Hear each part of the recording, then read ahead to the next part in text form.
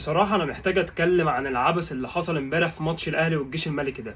حاولت أقول أنا مالي ماليش دعوة، ده ماتش مش تبعي عشان ما يقولوش أنت أهلاوي، بس الموضوع يا جماعة بصراحة بيزعل الواحد. الحق حق يا جماعة. بدايتها ضربة الجزاء بتاعت أليو ديانج، هي فين ضربة الجزاء؟ أنا مش شايف حاجة. الراجل إيده في وضعها الطبيعي، في وضعها الطبيعي، يوديها فين؟ ده غير كده إن هي لامسة جسمه أصلا، فدي مش ضربة جزاء. طب حسبها وقلنا خلاص ماشي.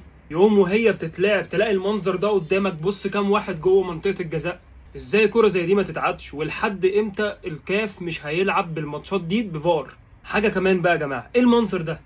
ايه المنظر؟ سكينة معجون، سكينة معجون يا جماعة. آلة حادة، دي آلة حادة، دي جريمة، دي جريمة. ازاي حاجة زي كده تتحدف من الجمهور؟ ده منظر؟ احنا فين يا جماعة؟ احنا قاعدين فين؟ ده سيبك بقى من السكينة كمان، ده غير بقى حتف الكور اللي بيحدفوه على اللعيبة وهم رايحين هجمة، والازايز اللي اتحدفت على اللعيبة. بجد شابوه للعيبة النادي الاهلي اللي خرجوا بنقطة في وسط الاجواء دي كلها.